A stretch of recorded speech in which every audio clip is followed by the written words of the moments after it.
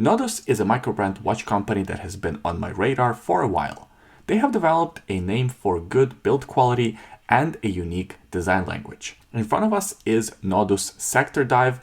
It's a free dive watch, which is slightly different to your usual diver watch, mainly the fact that this watch has 100 meters of water resistance as opposed to your typical 200 meters on a diver watch. This watch also has a diameter of 38 millimeters. However, the bezel diameter is 39 millimeters, so the watch wears a bit larger than 38 millimeters would suggest. The lug to lug distance is 47 millimeters. It has a 20 millimeter lug opening and it's about 12.9 millimeters thick. The case and the bracelet are made out of stainless steel. It has a sapphire crystal with AR coating, 100 meters of water resistance, Seiko NH35 automatic movement, and a price tag of $475 US.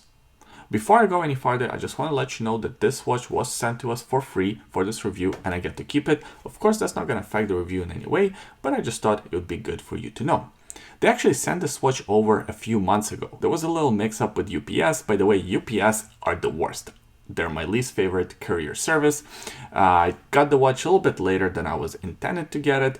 Then it kind of got pushed back in my watch release schedule. Then I took a little break. I'm telling you all of this because I spent quite a bit of time with this watch. I spent several months with this watch before recording this review. So after a few months of wear and testing, what's the verdict?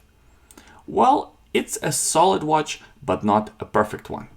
The case finishes are well executed. It's mostly brushed finish with high polished chamfering on the lugs. And by the way, can we take a moment to appreciate these drilled lug holes? It's one of the few vintage inspired elements in its design. The crown not having crown guards is another vintage inspired element. It's a signed screw down crown, easy to operate as the crown is relatively large. Every diver, free or otherwise, should have a diver style bezel. This one is of course a stainless steel bezel with a brushed stainless steel bezel insert. It has a 120 click unidirectional bezel action. Solid and firm. The grip, however, could be improved. This bezel is hard to operate, especially with wet hands, which I've tested previously.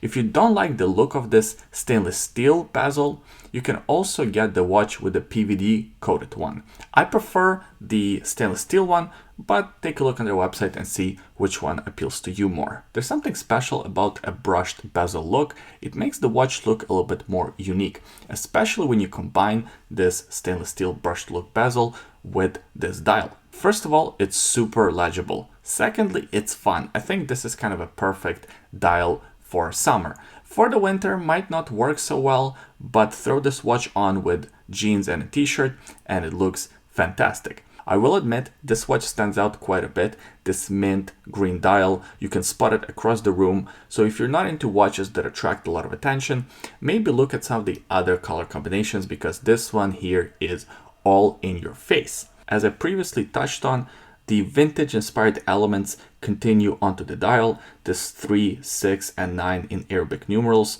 looks very vintage inspired. We also have hashes or rectangles for all the other hour marks. The set of hands is also very vintage inspired. It reminds me of quite a few different divers from 1960s and 1970s. No rail track here, which is kind of unique and makes the dial look a little bit cleaner. The dial is also a bit stepped. As you can see, there's an inner circle that houses the logo as well as this writing sector and 150 meters. Here's the Loom shot for your reference. The Loom on this one is freaking awesome. I love when watch companies do a two-tone Loom. It just looks really good and it makes the watch stand out from the rest in the collection. Now here's what the watch looks like on my 7.5 inches wrist. It's an absolutely comfortable timepiece. Because of that smaller case diameter, 38 millimeters fits well on my wrist, and it sort of is that sweet spot for a watch like this, a fun summer watch. There are no awkward angles or uncomfortable pressure points. The watch is about 13 millimeters thick. It's not too bad, but it is getting already on the thicker side, especially since it's only 100 meters of water resistance. Now, don't get me wrong, 100 meters of water resistance for everyday use is plenty. However, because of the look of this watch and because of the thickness is not really justified, but there is one good reason why the watch is so thick, and it's of course the movement that was chosen for this watch, Seiko NH35. It is a solid movement. It has 21 joules, 42 hours of power reserve, beats at 21,600 vibrations per hour, but the movement is thicker, especially if you compare it to something like a Miyota 9 series. And I think the choice of a movement for this watch is its biggest negative. A Miyota, especially at this price point, would have been a better choice. First of all, it's a bit of a slimmer movement, so you could slim down the case. Secondly, if you chose a Miyota, let's say 9 series movement, you could have high beat rate. And at around $475, $500 price point, I think a lot of consumers are expecting that. So Seiko NH35 is my only big letdown with this one. Bracelet, on the other hand, is great. I like these Rise of Beads bracelets. They look cool and they are quite comfortable.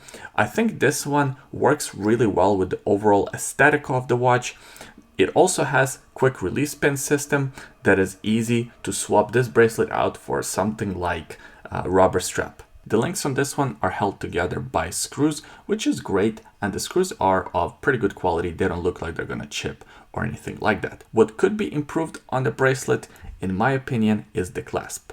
Don't get me wrong, there's nothing really terrible about this clasp, but it could be better. I've seen so many similar clasps in other watches, some in lower price categories. It's a scissor clasp with 3 micro adjustments and a 2-button release mechanism. It would have been nice to see some kind of a quick adjustment system or some sort of a tool-free sizing or a diver's extension, something along those lines to make the watch stand out more and feel just a little bit more special. Overall, I feel like this is a pretty cool summer watch with an awesome looking dial and a solid build quality. Is it perfect? No, but overall it's pretty good. If you're in the market for a fun summer watch, a free diver sort of watch, maybe take a look at this one, look at some of the other reviews and see what you think. As always, I appreciate you watching this video until the end. Let me know what you think about this watch in the comment section below. Also give this video a thumbs up if you enjoyed it. And of course, subscribe to the YouTube channel. We release new videos every week. I know I haven't released any new videos for the last couple of months. I had to take a little break from YouTube for personal reasons, but now I'm trying to catch up on all the videos that I've missed, so you can expect more content coming your way on regular basis.